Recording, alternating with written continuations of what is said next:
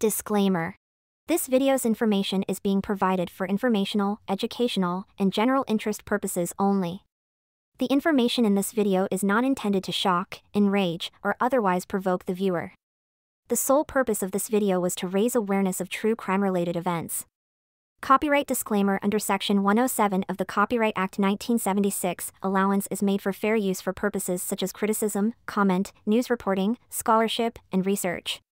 Fair use is a use permitted by copyright statute that might otherwise be infringing. Non-profit, educational, or personal use tips the balance in favor of fair use.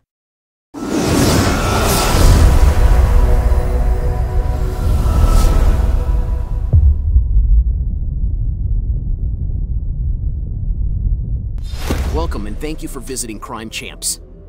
Before we begin, please subscribe, click the notification bell, like, share, and leave a comment. We always appreciate your contribution. Today's video is about involuntary manslaughter, felonious assault, endangering children, and gross abuse of a corpse. Involuntary manslaughter is punished less harshly than other types of homicide, but it is still a serious offense. Involuntary manslaughter, for example, is charged as a first-degree misdemeanor.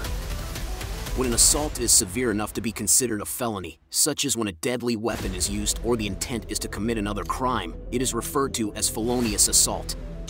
It is a serious offense with serious consequences for the offender.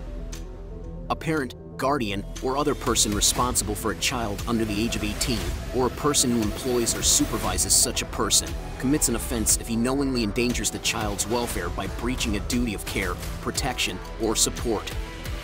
Abuse of corpse occurs when a person intentionally and unlawfully disinters, digs up, removes, conceals, mutilates, or destroys a human corpse, or any part or ashes thereof.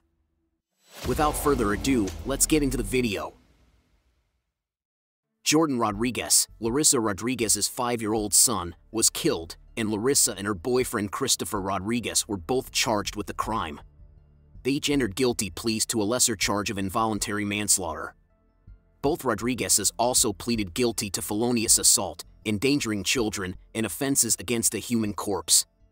In exchange, prosecutors dropped the charges of murder. Judge Nancy Margaret Russo of the Cuyahoga County Common Pleas Court immediately sentenced Christopher Rodriguez to the maximum term of 28 years in prison and Larissa Rodriguez to 25 years. Following release, each offender will serve 5 years of probation. Jordan Rodriguez, the son of Larissa Rodriguez, was allegedly killed and buried in the backyard of the couple's Cleveland home on West 80th Street. Jordan was discovered in December, but police claim he passed away in September. In a court document, it was stated that the remains displayed multiple signs of abuse, including broken ribs. In exchange for her guilty plea to food stamp fraud, Larissa Rodriguez received a 6-year prison term. From July 2015 to July 2017, Rodriguez received 50 cents for every $1 in food stamp benefits from caseworker Nancy Caraballo. Caraballo received a 3-year prison term. Judge Russo became very emotional as she thought about the case before sentencing Christopher Rodriguez, occasionally fighting back tears. "I never cried in 22 years, she admitted. "This is among the worst things I've ever witnessed. You simply keep having children while ignoring their significance. You didn't even say you were sorry, which I missed. This child was abused in these horrifying crimes." Larissa and Christopher Rodriguez declined to speak to the court. You are about to see her ex-boyfriend Christopher Upton being questioned by police. While they were dating, she became pregnant through Christopher Upton, giving birth to a daughter they named Nevaeh. Let's get into the video. This way. Over there, please. So, this is obviously being recorded for... No problem. Okay. We record them all. No, don't move. Bad guy seat. You can have it either. No, I'm fine. At least this time I could say I was in a good guy seat. That's what I say, too. This is just crazy. Yeah, I can't imagine what it's like for people who've had personal relationships with Larissa or children with her.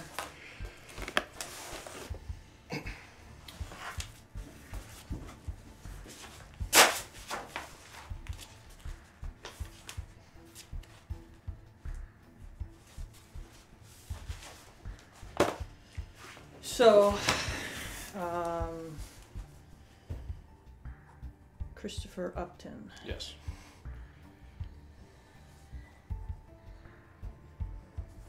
I felt like I knew your birthday. 5/19/83. I didn't know your birthday. What's your soul?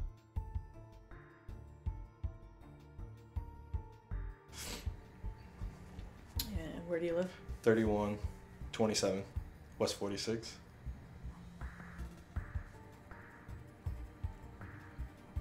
That's Cleveland, and then there's a. You live there? That's the place of residing. I stay in Medina, but I still own that house. Okay. I haven't sold it yet, so I can't leave it empty. So I stay there 2 nights a week, and my wife and kids stay at my in-laws' house. But I do all my mail and everything goes to Medina. Okay. So if I had to reach out to you in Medina. It's 5828 Ryan Road. And then the zip is 44256. Yeah, in that neighborhood, I can't leave the house empty. Someone will clean it out, and I'll be SOL because we still owe $50,000 on it. So I go down there 2 nights a week and stay and leave the kids up there, and then I drive all the way back and go to work till we can get rid of it. It's supposed to be on the market now, but we'll see what happens. It's frustrating. Yeah, especially seeing as it was never our house. We got stuck with it, so. Your cell phone.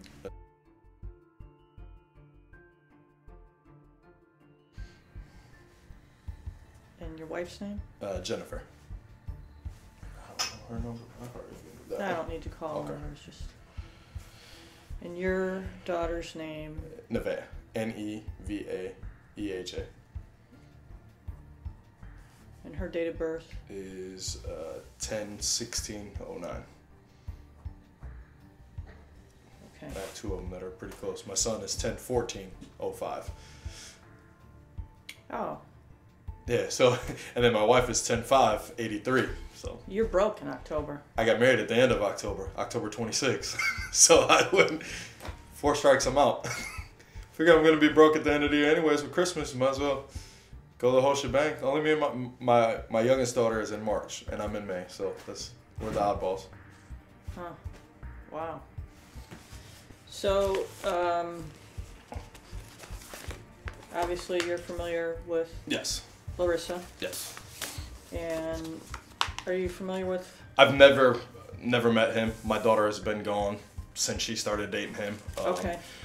My daughter's been gone from there about 3 weeks before kindergarten, and now she's in halfway through the 2nd grade. So what, 2.5 years, almost 3 years. I think it was July of 15 is the last time she's seen her.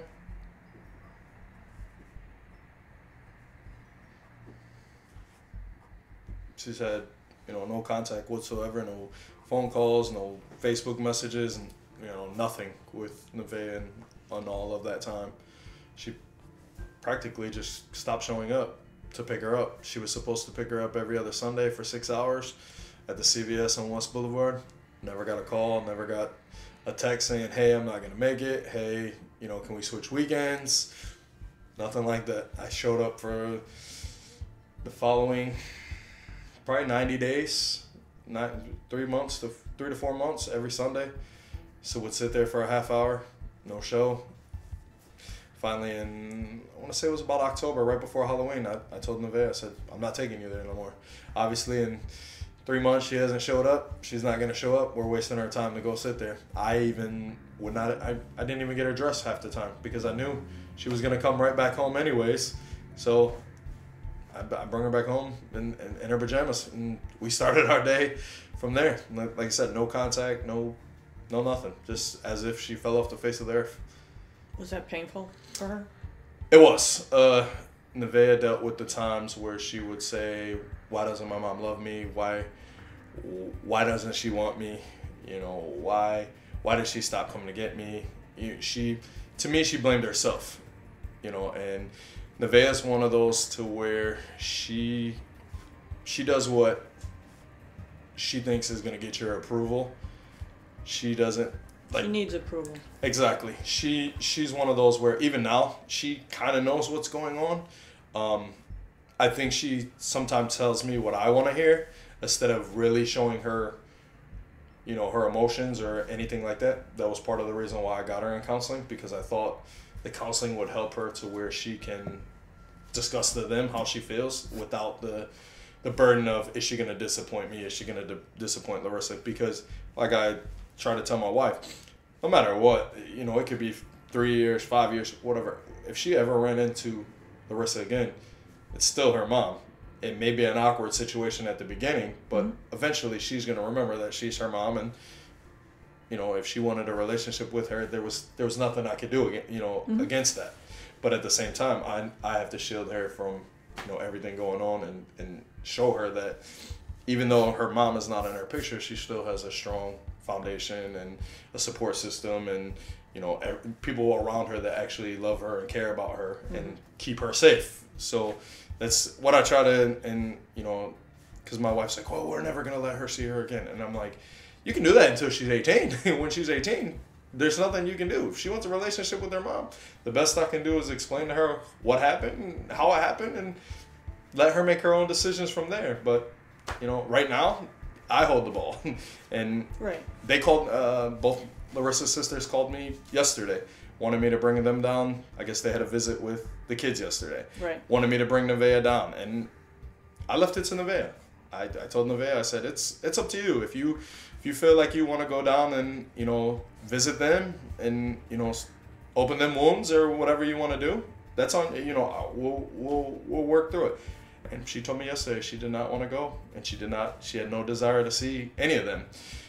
When last week she did see the two aunts, and she told me when we got in the car, she said, "Daddy, they're crazy." And I'm like, what do you think? I'm like, "Oh, honey, they're just grieving right now. They don't know how to handle this." But, she... Does she remember her brother? She didn't remember. I showed him a picture. I showed the same picture that they're using on Fox 8 and everything, and I said, "Which one is this?" Because after Milton, I couldn't tell you which one is which, because I've never met any of them. But Nevaeh did. And Nevaeh said she couldn't remember. And then when Michelle showed her a picture of them all together, with Nevaeh in the picture, Nevaeh remembered who he was then. But again, that could have been Nevaeh, seeking approval from Michelle. It just, I don't know with her. It's hard to read her. She likes to keep everything close to her chest and not show any emotions, whatsoever. So even when she, when we ground her or, whatever, take something away, she doesn't cry. She just sits and is silent. She's not like a normal kid where she shows emotion. She's just, to me, it's like she put up a wall a long time ago, and you're not gonna get past that wall unless she feels like she can trust you. She talks to my wife and my mother-in-law more than she'll talk to me or my mom. She opens up more to them, but it's always when I'm not around. So it's just weird with her. She's not like any of my other kids that, my son has no problem opening up. My daughter, she's only 4. You can take that with a grain of salt. But with Nevaeh, she's hard to read. She's difficult. So is she the oldest? She is not. My son is 12. Okay. I have a 12-year-old. She's the middle one. What's his name? Draven. Draven. His last name's Oglesby. Oglesby. And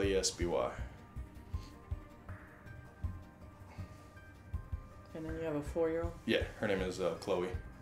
Khloe. And then she has my last name. So when you dated Larissa, Jordan was not yet born. No. The only one she had when I first started dating her was Mariana. Mariana was about 5, maybe 6. Okay, so that would have been 2010-ish? Yeah, I literally only dated her about 6 months when Nevaeh was born. So Nevaeh was born in 2009. Yeah, so beginning of 09. So your relationship with her was only about 6 months, and then I had accusations that she was seeing somebody else on the side too, and it just, to me, I'm not gonna stay in a relationship if we're fighting or whatever. It made no sense to stay in a relationship, and I just didn't see any future in it. I didn't see her wanting to better herself. I didn't see her wanting to do anything with her life, and I'm like, I deserve better than that. I go to work and work every day, and you're just gonna lay around and do nothing. Like, it just, and then like I said, I went through her phone one night and seen some other guy texting her, and I'm like, you know what, I gotta go. And then I got a call about 3.5 months later that she was pregnant, and I said, okay, what are you calling me for? And she said, I think it's yours. And I said, okay. I said, well, call me when you have the baby. I'll come right there. We'll do a DNA test, and we'll go from there. And she ended up keeping me on the phone for a while, and we ended up talking about names. And one of the names that she was gonna name Nevaeh, I didn't really care for. And I said, well, if this is a possibility to my daughter, I think we should both have a say-so in it. And we agreed on Nevaeh. And then I didn't get another call. I got a call the day she was getting released from the hospital. Didn't get a call when she was, and I live right by Metro. I could have walked, went there and been in the delivery room. I got a call a couple days later, and then she said that the boyfriend Milton at the time was gonna race Nevaeh, and I'm like, okay. She goes, but we still need to go through a DNA test. And I said, okay. So we went down, DNA tested her, and then when I got the results, I tried to see her, and Milton was very abusive to her. She was always had bruises and everything else, and I had told her, I said, this is my daughter. I want to see her, and she kept blaming Milton, saying Milton wouldn't allow it, and whatever. Milton was abusive to Larissa? Yeah. She's bounced around so much. There was cops called to almost every house that she's been to, and then one day he was in jail for hitting her, and she called me and she said, hey, would you like to meet your daughter? So I went over there, met Nevaeh, and I thought that was going to be the start of it. I thought I was going to have a relationship with Nevaeh, and it wasn't until Nevaeh was almost 2 till she finally called me again. And she sent pictures and a letter to my mom's house, and her and Milton had broken up. She had little Milton by then, and she had said she had moved over in the little projects that they used to have across from Tri-C. And she said, why don't you come over and, we can sit down and we can discuss and everything. And I said, okay. I said, but I'm in a serious relationship now. I said, so my girlfriend at the time, who's now my wife, is going to be part of Nevaeh's life too. I'm like, so I'm going to bring her. You guys can meet each other, because I wanted it to be a civil relationship, because at the long run, my daughter was at stake. Mm-hmm. So we went, we sat down and talked for a good 2 hours, and then we went and got Nevaeh from daycare. We talked at daycare, and Nevaeh opened up right away. She hugged me, and then the following Friday, I had asked if we could start taking her for the day and see how it went. Well, the day went pretty fast, and Nevaeh was having a lot of fun, and I called Larissa and I said, hey, what do you think about letting me keep her overnight? I have a bed, I have clothes, I'll get whatever I need, and she said, okay, we can do that. We ended up keeping her till Monday from Friday, and took her home, and then it was like every other day she was calling me, oh, Nevaeh wants to come back over. Oh, Nevaeh wants to come back over. So it got to the point where I was dropping her off on a Sunday, and I was back over there on Tuesday to pick her up, and I have her all the way again till Sunday. She never wanted to be there. So then I just stopped calling her, and I waited until Larissa called me to say, hey, when are you going to bring her home, or is she going to come home today? And before long, it was like 90% of the time I had her. And then it was like that until probably Thanksgiving of 2014. And then Nevaeh came home with her private parts all raw. And I chalked it up as a 4-year-old not wiping herself. And my wife took her to the bathroom and was talking to her and explaining to her how important it is as a girl to make sure you wipe yourself. And she said, well, Mommy, that's not it. She said, it's Mariana's touching me under the blanket. And my wife comes downstairs and she's crying, and I'm like, what's wrong? And she's like, we need to talk. And I'm like, okay. Well, it was at Thanksgiving time. We had all of our family, over for Thanksgiving. So I waited until everyone left, and my mom and her mom stayed. And we got to talking, and it came out. So I didn't know what to do, because I have a son at home. I didn't want her to go back and mom blame my son, and so I called the cops, and I actually forgot the card. I had the detective's name. They came out. They interviewed Nevaeh, and they advised me to take her to Fairview Hospital, that they would have a sane nurse meet me there. I said, okay. So we took her there, and they did their inspection and everything, and then they said that there was no physical damage, but they weren't denying that it could have happened. Mm-hmm. So I said, okay. So about that time, Marvin Bishop with the Child Services called me. They investigated it, and I started getting all these emails threatening me from Larissa, saying that I'm making it up, that I'm doing this just so I can get out of child support, and just everything you can imagine. And I try to explain to her, as a father, what father wants to sit there for 2 hours with their 4-year-old getting examined right next to him, crying because, they're making her open her legs, open her butt, open this, open that. And she never understood that. Well, I had emergency custody until February of that year, and then they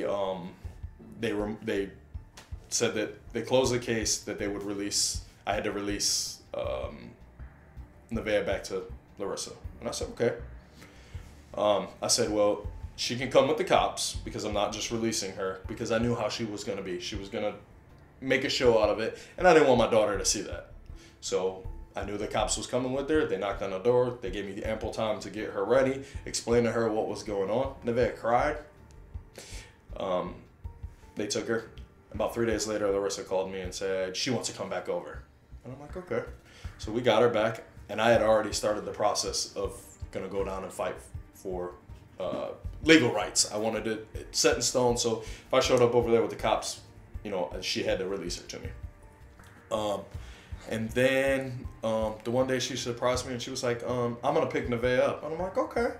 So she came and picked him up, and she was seeing Jake now. And I'm like, okay. He never would want to introduce himself to me, and I just thought it was weird, because you're around my daughter. You should at least say, hey, I'm Jake. At least have the courtesy as a man to say who you are and introduce yourself, because I knew how Larissa was. There was a different guy every other week, and I wasn't comfortable with all these guys being left with my daughter. So I called, phone's disconnected. I go by the house. The landlord's like, oh, she moved. I'm like, well, do you have a forwarding address? He's like, yeah, but I can't give it to you. I'm like, why? He's like, it's just policy that I don't give out any information. I'm like, okay. So I went downtown, and they told me, they said, you got to find her on your own. They said that we can't release any information to you because we don't know if there's a restraining order, or if there's this or there's that. And back then, I didn't understand that. Now I look back at it, and I'm like, okay, for the safety of my daughter, that was what they thought at the time was good. Reached out to some lawyers, and they told me that, hire a private investigator, you can find her. And I'm like, one, I work at Target. Two, you take out $300 a month in child support, but yet let's work in a private investigator. My in-laws helped out a lot. My father-in-law works for Ford. We were almost at that point where I was going to hire a detective, and I was like, you know what? We're going to find a different way. We have a cousin that is mutual. Larissa's cousin is married to my cousin. So I reached out to her, and she's like, no one sees her, no one talks to her. I was like, okay. About that time, my wife made a fake Facebook. Took a picture from a guy that she found in Atlanta, Georgia, of a big black guy, cornrows. Larissa's tight. So we made a fake Facebook, reached out to her. Within about 2 days of talking to her, she invited her over at 2:30 in the morning, gave us the address and everything. And I'm like, oh, okay. Just so happened she was on 25th on the same street as my grandpa's church. So we drove over there. I verified that the house was there, the correct address. That was on like a Friday. I knew my aunt was going to be going to church on Sunday, and no one would recognize her. So I had her pull into the driveway, and there Nevaeh was in the driveway playing. No adults around, just 3 kids outside playing in the yard. So I said, okay. So the next day I called the cops, and I went over there to do a wellness check. And I said, can I at least hold her? Can I at least make sure she's okay? And they said, well, it's up to the mother. And she's like, nope. She's like, nope, he ain't seen him. So me and my brother-in-law was standing there waiting, talking to the cops. And as we were driving away, her and Mariana are both standing there at the end of the driveway flipping us off. And I'm like, she's like 9 now. What kind of mother lets their kid like that? Because my kids ain't doing that. And then 2, just that blatant that the cops didn't even leave yet. And you're flipping me off and acting an idiot. I went downtown the next day, filed for them to serve her with papers to take her to court. About 30 days later, we made our first court appearance. They go through the whole steps. They want to do mediation first. We get in the mediation room, and she says, I'm not doing mediation. He ain't seeing Nevaeh. I'm the mother. I don't have to do any of it. So they couldn't even put us in the room together because she was threatening me, saying she was gonna move, she was gonna do this, she was gonna do that. So they put us both in separate rooms, made us write a statement. They said, well, there's nothing we can do. We're gonna kick it to the judge. We go to the judge. She was 45 minutes late the first time. Second time she was an hour late. Third time she was like a half hour late. And then they finally took us in, and she said, they started the trial. Nevaeh had a guiding light lawyer that was working for what the best interest of her. She had been out to both homes, interviewed both families. In the middle of the court, Larissa got up and said, I don't have to listen to anything you got to say. I don't have to do what you got to say, and walked out of the courtroom. In the middle of while the judge was talking, I'm just like, okay. So the judge sent a bailiff out. They talked for a minute. He said, we're going to take your statement. I went on a stand, gave my statement. He said, we're going to give her one more chance to hold her tongue. If she can't, then we'll find her in contempt and, we'll move on. She came in, she lacklustered on the stand. She really didn't help her case or hurt her case. It was basically like talking to a wall when she was up there. She gave short answers. Some of the allegations was that Jake had a gun. He had put the gun on the counter and said that he would kill her, Nevaeh, all the kids, because they were having a problem. One of them had burnt Nevaeh with a cigarette on her forehead. She came over with bruises, black eyes, stuff that at the time I was chalking it up as the bigger sister was beating her up or, bullying because I was letting her take stuff that she'd gotten over our house over there. And here these other kids were fighting for stuff from churches or, whatever. And then that was on a Tuesday. On Wednesday morning, I went down and found out that I had gotten full custody of her with visitation rights. She wasn't too happy about that. She said I paid off a judge. She said my in-laws gave me the money to pay off a judge. That money bought me my daughter. I'm like, no, your actions is what gave me my daughter. So after that, like I said, we never seen eye to eye. She wouldn't even come and pick Nevaeh up. She would send Jake to meet me at CVS. I think maybe from April to July, maybe twice she picked her up, or maybe twice we even talked on the phone. It was mostly through text, and it was, I'll have my daughter there. You better be there to pick her right up at 6 o'clock. It was never sociable or whatever. And I told my wife, I've told Nevaeh, and I even told the guiding light lady when she came out after I had gotten custody. I said I was hoping that this was going to be temporary, that she would see this as an eye opener and want to start seeing Nevaeh more, because my whole intentions was never to rip her out of Nevaeh's. Right. Exactly, because at the end of the day, that is still technically her mother. Well, it's and I never wanted to take her from her brothers and sisters, but as a father, I was doing what was best for my daughter, and what was best for my daughter was at the time to get her out of that house. And did you ever reside with her? No. Stayed the night over there a couple times when we were dating. Never lived with her. What condition was the house in when you were there? It was always a mess. Always a mess. Even when, I went over there to pick up Nevaeh, the house was always a mess. The kids looked like they hadn't eaten a couple days. And I even told Marvin Bishop that. I said, I'm doing this for you guys to see that my daughter needs to get out of there, but something else needs to be done about these other kids. Mariana was always sick, was always missing school, staying up, way past what a kid, my 12-year-old goes to bed at 9 o'clock. She was up 2, 3 in the morning, you know, doing what she wanted. There was no structure. With Mariana, it was more like Larissa's best friend instead of being her daughter. She shared a lot of stuff with Mariana that I felt that she shouldn't have. Overshare. Yeah. Just stuff like that didn't make sense to me. And I told them that, you know, I told them that if they went back and looked at all the times that the cops was called out to each one of the residents, there was a pattern. There was always domestic violence. It was always, you know, her and Jake have gotten into it. I know at least 3 times that the cops have been there. Milton and her at least 5 times. And the one, I think his name is, it's one right after Milton. Anthony Anthony Cummings, I think. He was a drug dealer over there in the project. She met him one night when he was walking through, and then the next thing I know, he was staying there. And I'm like, you have to you have to start thinking better of this. She had a janitorial job.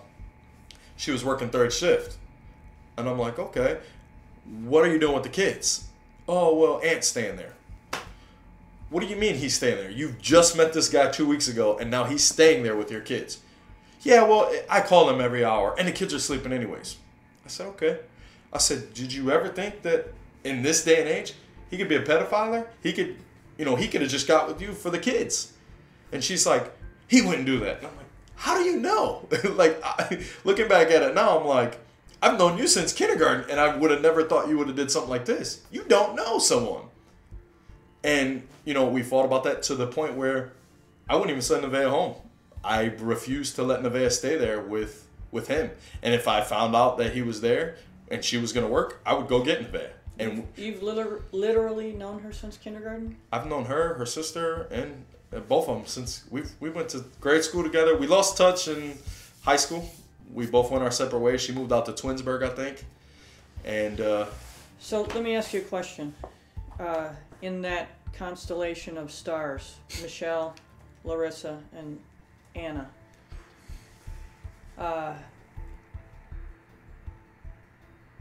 who is the most believable out of the 3? You can't believe anything Anna says. She's a lost cause too. Which one?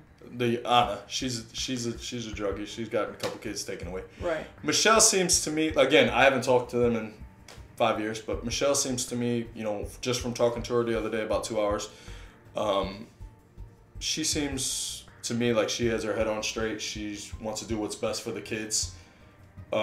She told me she's been married to the same guy that I've known her in high school was dating. So they've been together, you know, about 18 years. From the pictures she showed me, seems like her kids do pretty good. Doesn't seem like they're, you know, no bad causes. They're both straight A students.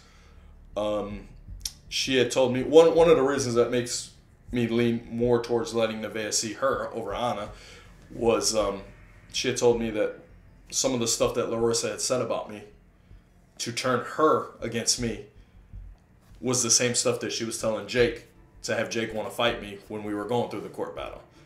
So, and it was just, you know, she said, I knew how, when I was dating Larissa, how 1 minute she would talk about this one minute she would talk about that one. So it was like she would always keep them distance and always have a different reason why she did it. Mm-hmm. The reasons didn't make any sense to me then, but now I see it as she was just trying to keep her distance from them.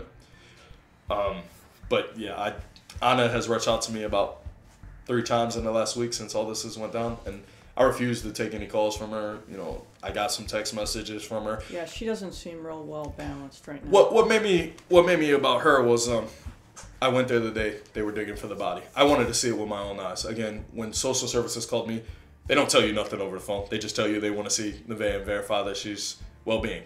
I said, okay.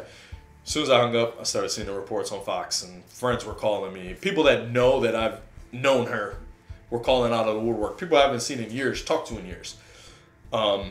So we stopped down there, and I did have Nevaeh in the car because I didn't think none of her family was going to be there or anything like that. And as soon as I pulled up, Anna sees me, and she starts screaming, oh, Larissa killed him, Larissa killed him. And I'm like, what is going on? And I'm trying to calm her down. So in order to calm her down to where I can understand her, what she was talking about, I said, listen to me. You calm down right now, and you can talk to me civilized. I have Nevaeh in the car. I said, I will let you guys see her. I will let you talk to her. But you have to understand, this is her brother.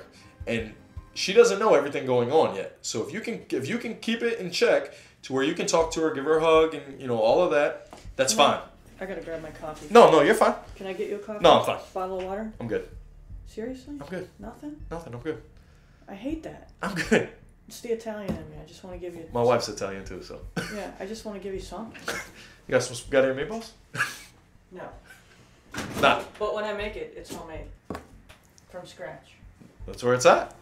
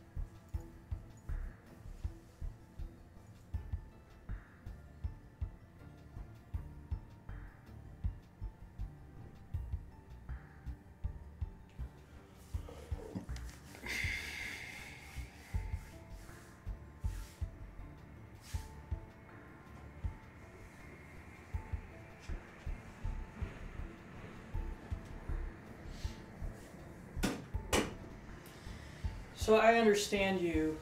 I completely understand not wanting, and I could see why the normal human being would find her overwhelming, let alone a child. What's She's ridiculous. What, she has no boundaries. What cracks me up about it now is, you know, like I said, that day, she was all over the place. She was, Larissa killed, Larissa buried him, and then she's showing me a picture of the child that was found on like 138th or whatever. And she's like, look at it, this is him. And I'm like, one, this kid is bald-headed, this kid has long hair. How do you know that's him? And, you know, two, like, let the cops do what they have to do to figure it out. And then over the next 2-3 days, I'm seeing her flip-flop. She's on Facebook and she's, my sister's innocent, we're going to fight this as a family. And I'm thinking to myself, what made you flip? Do you have the OJ glove that she didn't do it? Like, and then what really disturbed me was when we were there, she was saying, I was there when the baby was in the corner with a sock in his mouth and this and that. And I'm thinking to myself, I have 2 nieces with my sister and a niece with my brother. If I showed up at either one of their houses and I seen something that as a parent I questioned and I didn't feel comfortable leaving them there, the cops are going to come. They're either going to come and investigate what's going on, or they're going to get me for kidnapping because I'm taking my nieces and I'm out. And I'll deal with the cops when they come. And then I know an investigation will, come through. To me, she was trying to get her 15 minutes of fame. And that's what rubs me the wrong way because this is a serious matter. It's not, oh my God, they just come in my house and took my kids and that's that. No, there's a problem that needs to be dealt with. And you're making it like child services dropped the ball when they can only do what they investigate. And just like I told the social worker the other day when I took Nevaeh down, when you're giving someone 2 hours, you say, hey, we're going to be there between 2 and 4. Okay, 2 and 4, 2 hours. I can clean up my house to make it look presentable. I may not be perfect, but I have kids and I can use that as a cover. To me, she's trying to stick up for her and at this time, like, I understand it's her sister, but at the same time, you need to look at the facts. And yeah, well... So to me personally, Michelle seems a little more believable. I find Michelle to be at least stable. Yeah. Anna has a lot of problems, and I've known that over the years. I actually know the parents that she lived with. They all lived with when we were in school, Nora and Carlos. I'm still in contact with them. I still talk to them. They're like family to me. I've known them since I was kids. I've actually taken Nevaeh over there. They've met Nevaeh, something that Larissa has never did, and I never understood that. Because, they opened up their home to them girls when they were younger. And yet you just cut them out of your life and only want to talk to them when Larissa needed money. That was the only time she talked to them. That's got to be painful for them. Yeah. And I mean... They still live in the 2nd District? Yeah, they live right over off of 81st and the corner of Lawn, 81st and Lawn. They live in the same house that they've lived in since we were kids. But they have a home in Florida. So in the winter, they go down there. Well, thank God. To get away from it. And that's what like I said, we have a cousin that is mutual, and her parents stay right across from Nora and Carlos. And I'm like, do they even know what's going on? Like, and they're like, no, they don't know. They're in Florida. Good. And I mean, again, that's great. They don't know that. But at the same time, when they come back and they get, they see it, or, they're going to run into me. They all know I work at Target. They visit me. They've brought me, Christmas cookies. She remembers my birthday. So it's like, how could you just push somebody away that has raised you and kept you in school? Because if it wouldn't been for them, none of those 3 would have went to school. None of them would have graduated. Thankfully, Michelle made something of herself, and finished school. But I don't think Larissa finished, and we all know Anna didn't finish. But it's just, it's just slap in the face to them. Did you know her biological mother? I did not. My wife worked at the Walgreens when she was stabbed and killed there. But again, my wife didn't know her from Adam. And I didn't know the story about like her mom and everything until I seen it on the news. Larissa never talked about it. Never mentioned. Again, I didn't know she had 14 brothers and sisters. 13. I didn't know she had all that. The only 3 I knew about was Michelle and Anna. And Jake warned me the other day. He goes, hey, when I was fighting for Tatiana, he goes, I got jumped by a couple Puerto Rican guys. And I'm like, okay. He's like, and one of them was Larissa's brother that just got out of jail. And I'm like, okay. He's like, well, he runs with the Latin Kings. He goes, I just want you to be careful. And I'm like, okay. I'm like, well, when I went down and, fought over Nevaeh, you were threatening me. You were following me. I said, so I went and got a gun and I got a CCW. I said, so if they mess with me, they're going to pick the wrong person to mess with. I don't have a CCW, but I wanted him to, right. At this time, I don't know who to trust. I don't know who's working with Larissa, who's not working with Larissa. Right. And I'm not going to give them no information that I don't feel that they need to know. Again, Larissa or Michelle and them asked me to come down here yesterday, and Mariana wants to see the Nevaeh. And I'm thinking to myself, where were you guys 4 years ago when... Yeah, I'm not sure that's a good idea. No, well, it's not. And I'd say that based on the interview I had with her, she's clearly... She knows too much. She's seen too much. I have... My suspicion, based on my interview with her, I believe she knows that Jordan was dead already. And the amount... Of what she knows. Well, the amount of emotion that she showed prior to us telling her. It was like a relief, almost. Yes. See, and that's the discussion I had with my wife, because I was stuck at a crossroad with Nevaeh's principal, her teacher, and a DARE officer. The DARE officer had to run my name, make sure that I wasn't any involved, just trying to get Nevaeh and flee the town, which is fine. I have nothing to hide. Yeah, that's fine. But I told my wife, like, what do I tell her? Do I, this could play out so many different ways. At the beginning, I wanted to believe that she didn't do this. She just, whatever. The kid was in Texas. I wanted to believe that. But then as the little was coming out, I told my wife, I said, what if I tell her this and in court or whatever, it's found out that it's this? I'm stuck. I just wasted all my time explaining this to Nevaeh, and now I have to explain this to Nevaeh instead. So I just kept Nevaeh in the dark. I told her that, that her brother did pass away, that we don't know what happened yet, and that because of how the baby passed away, that her mom was being questioned, and we'll go from there. And when it finds out, then then we'll go that way. But she's not a dummy. She asks questions. She's more wanting to know information about her brother than her whole mom. She doesn't ask about her mom. She doesn't ask about any of the other kids. Mariana, Angel reached out to me about 7 months ago wanting to see her, and I absolutely said no, because Nevaeh was telling me stories about him and his girlfriend having sex in front of her in the floor when they all had to share a bedroom. And I'm like, no, absolutely not. There's no way you're seeing her. And I just told him that at this time Nevaeh didn't want to see him. You know, Nevaeh was going through a lot, and I never even mentioned it to Nevaeh because it's one less burden that she has to worry about. Right. So. So did you ever go to the house on 81st? No, I drove by it because You've never been there? Never been there. I drove by it because I like to keep tabs on her to know where she's at because I want to know what my next move is. I like to plan ahead. Again, I wanted to go down and file for my wife to adopt her about 1.5 years ago, and I wanted her last name changed. I spoke to a lawyer, and they said, well, technically she still has rights. She'll fight you every bit of the way. And I said, okay. They said, if you go down there and you start that, she's going to want to start seeing Nevaeh again. And I'm like, to me, it's not worth it. I just explained to Nevaeh that eventually she's going to get married anyways, and she's not going to have Upton anymore. Anyways, so let's just stay with this for now, and then, you know, we'll revisit it again. And she's been okay with it. There's been some times when, you know, she'll fight me and want to know why Chloe has my last name and she doesn't. Or why can't Jen adopt her? And I just tell her, like, you know, the piece of paper doesn't make somebody a mommy. I'm like, someone stepping up, showing interest in you and, you know, doing things you like and doing things for you. That's a real mother. I'm like, you know, what you have with your mom is totally different. I said, yes, she's your mom, but she's not a mother.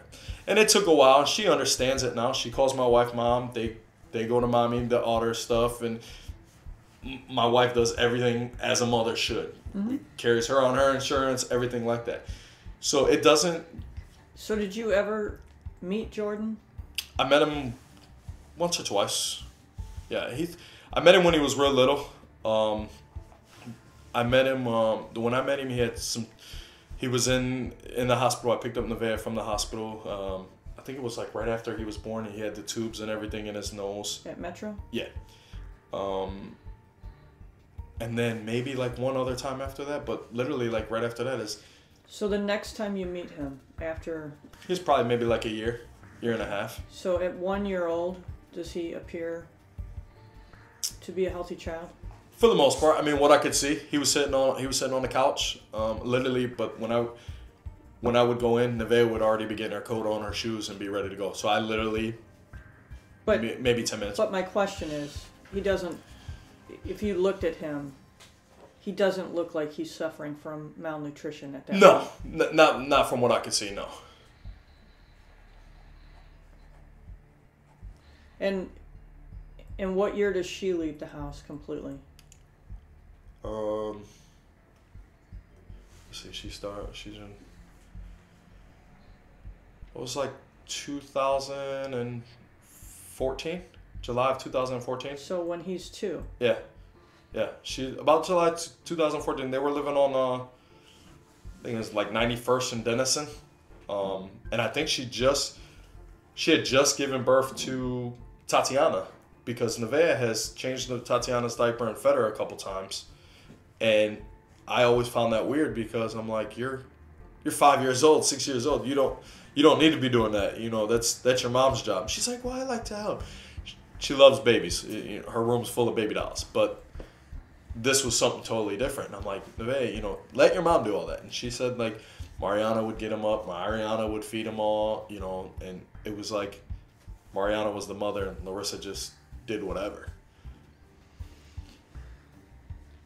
Okay. Mariana would get them up? Yeah, Mariana would do everything for them. Get them dressed, get them fed. Out of all the times that since Nevaeh has been born and I've picked her up, I could probably count on 2 hands how many times that I've actually seen Larissa cook a meal for them kids. Most of the times that they were eating bread or whatever they could grab out of the fridge. I couldn't tell you, like I said, maybe 10 times in Nevaeh's 8 years that I've seen her cook a meal. And again, when I first started taking Nevaeh, I would go over there, maybe an hour at a time, get Nevaeh from school, daycare and everything, and let her change her clothes and eat something. But I never, her ideal of a meal was a box of macaroni and cheese for them to split and a hot dog apiece. And I mean, you've seen Mariana. That's not going to fill Mariana up, let alone, other mouths in the house to feed. I always said that if you look at, I just took Nevaeh to the doctors on Tuesday for her yearly checkup. if you go back to when I first started getting her and now, she's 81 pounds now. She jumped in the curve about 40%. She was at 52%. She's at 92% now of their growth chart. So when you got her, she was at the 50th. Yeah, she was real skinny and you know, like a bag of bones. But now, you know, she's putting on weight. It's so scary because again, I remember Larissa when we were that little. She reminds me so much of what Larissa looked like when we were kids. It's no trace of me whatsoever in her. It's all of Larissa. Do you have a picture? Yeah. I want to send something home to your daughter. Okay.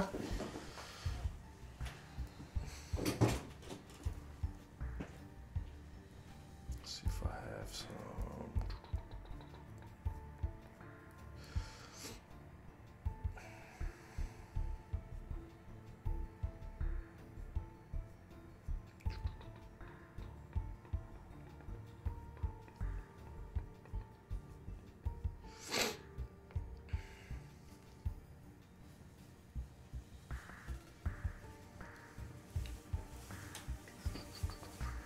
Trying to see if I thought I had some older ones too, but it must be on my other phone.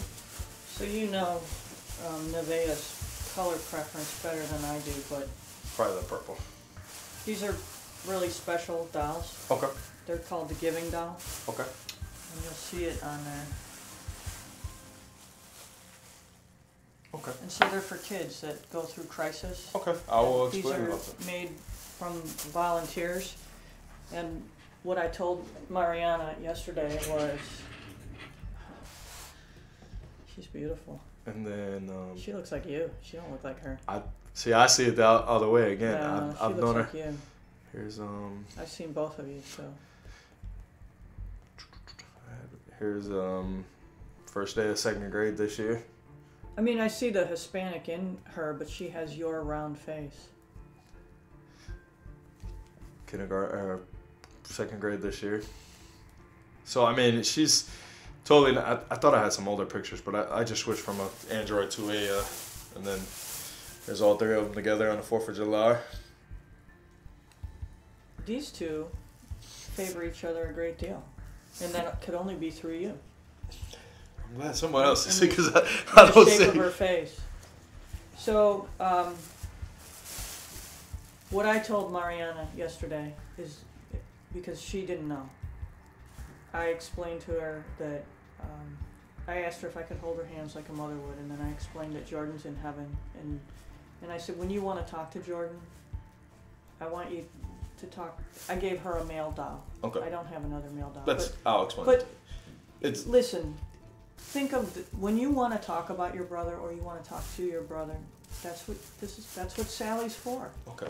I will definitely. And those are made by all elderly people who volunteer. Yeah, when my youngest daughter was born, she was born in Fairview, and a lady that came around and they had hand quilted her a quilt and a hat and booties, and she said we do all this as volunteers. Mm-hmm. So we still have it, you know, all this time later, because I thought it was pretty cool that Yeah, it is. that someone sits and There's thinks of little- others. A little receiving blanket and a little bag to carry her in. Okay, I will So, definitely let her know. Of course, we gave one to Milton, and he was out there shaking it by her hair until his pants came off. I can only imagine with them kids. Like, I know the first 3 days I barely slept, barely ate, and my wife had to get on me, and I'm just like, maybe it's wrong of me, but as a parent, I feel nothing for her. Like, I don't feel no sympathy for her whatsoever. I feel for the kids, and I feel anger towards the other dads because I guess I'm old-fashioned. I look at it as, even though I'm not with her, I did what was best for my kid, and I've always been there for all three of them. I spend ample amount of time alone with each of them. I take my son we go to sporting events. I take Nevaeh to dances and plays and, you know, that stuff. I take Chloe to movies or Build-A-Bear or, you know, whatever. I try to spend ample amount of time so they all see that I'm invested in them. I'm just not, you know, a child support check, you know, and there's some things. My son played soccer and I know nothing about soccer. But I reached out to family members that had played soccer and set up with them so they could show him moves because I wanted him to take an interest in something. I didn't want a video game in his hand all the time. I wanted him to do something. And for the most part, you know, he's a straight A student. Nevaeh's a straight A student. And hopefully when Chloe starts school next year, she follows in their footsteps. I mean, I posted on Facebook the other day, I'm 34 years old. I made a lot of mistakes in my life. Who hasn't? But 3 things that I can honestly say that I did right and it continue to do right is my kids. I didn't have a relationship with my dad. He was a druggie. He was an alcoholic till I was about 13. If it wasn't for my mom, I probably would have ended up in jail or selling drugs with my friends. But, you know, you just take it one day at a time. But this, like I said, this is just, it's unfortunate. And like I said, I've known them since kids, and I would have never expected this to get that far. I always thought somebody would step in and see, or you know, she give up. She used to send me messages that she only had 6 months to live, or she only had this. She's a manipulator. She does what she feels is going to benefit her. And like I told my wife, part of me, my fear is that them two are going to play each other, and you know, you see it on TV. First one talks gets the deal, and I'm like, please don't let the wrong one get the deal. And you know, because unfortunately, the sad part about it is if she ever gets out or whatever, she's gonna have another kid. That's her way. She replaces them. When she loses one, she replaces one. That's exactly what she did with Nevaeh. That's how Tatiana came about. She has the same line, because I've talked to Jake about it. The same line is, I think we're ready to take this relationship to the next level. And then you take the condom out of the thing. And there she has you. You're stuck with her. And unfortunately, I was able to get my, able to get my head out my butt and realize it and be done with her. But these kids, they have no voice. They have to, no one stepped up to the plate for them on their father's side. And it ticks me off, because you were man enough to go to bed with her. At least be man enough to take care of your kids. Trust me, I have a running joke now that I think the kids start coming out with suitcases after a while, because, again, my daughter was number 4. I didn't know about the first 2 when I started dating her. I didn't know about the first 2. Angel and I don't even know the other one's name, the first one. And then I knew about Mariana, and then after that, it was just... That one is allegedly in Puerto Rico. And when she told me, that was the story that I knew. And the funny thing about it is, my wife will tell you, I can remember people from first grade. You may have changed a little bit, but I remember. 6 months from now, if I see you in Target, I'm gonna remember you. I met Angel there the other day at the scene of the crime, and I can't place him for whatever, but he knew who I was, knew what school we went to together. I can't remember him for some odd reason. And the father or yeah, the child? I've met the kid a couple times, and if that was my kid, he'd have been in reform school somewhere, because, he's only 17, is already pregnant, has a kid, and doesn't do anything with his life. And I'm like, where's the guidance? Like, somebody step up and show this kid that these are not accessories that you can just put in the back seat and forget about. You have to take care of. They're forever. Yeah. They're like diamonds. Forever. So now will I have to appear in any court, or? I really don't think so. Unless okay. No. I mean, I. The only reason I'm asking is not, like I told my wife, if I have to, that's fine, because at least I can have a clear conscience and say, I expressed how she was, and, whatever. But at the same time, like Anna tagged me in a post on Facebook yesterday and put my name out there and said, I need you and Nevaeh to call me. Why? You have my number. Just call me. Just text me. I don't want anyone in Medina, because as far as Medina knows, no one knows. That's a whole different city. They don't know. I don't want the Rodriguez name to follow her to Medina. And then her friends start asking questions, or the parents of parties that I just took her to a birthday party last week. I don't want that like, oh my God, or the pity party. I don't want that. Right. She's better off where she is. She hasn't dealt with her in 4 years. Let's keep it that way. Yeah, right. You're right. That's the wisest move. I mean, I understand that if they want to interview me, that's fine. But at the same time, I want to leave her as much in the dark as I can for her own benefit. When she gets to be 15, 16, I'll explain it all to her. But now, I want her in the dark as much as I can because There's I dealt no with the reason. nightmares when she was, when she was saying her sister touched her. I dealt with the biting of her arms, the pulling of her hair. I broke all of that, and I don't want to go down that path again. Right. So, it's just, You can tell her you got that doll for her. You No, don't have to say that's it fine. came from- She knew I was coming down here today to talk. I told her a counselor, but Well, you can tell her it's from Jody. yeah. And I hope that, I mean, if I ever met her, it wouldn't be in. I virtually, under no circumstances, would I ever want her anywhere near any of this. Yeah, and that's that. Me and my wife fight about that because, again, Michelle's rich out wants to bring her Christmas presents, and Anna rich out wants to bring her Christmas presents, and I'm like, where were you guys 4 years ago? But what my wife doesn't realize, I don't want my daughter to ever say that You kept her. I kept any of them from her because that's never my intentions. My intentions was to get her out of that house to make sure I could sleep at night knowing she was safe. Yeah, I get it.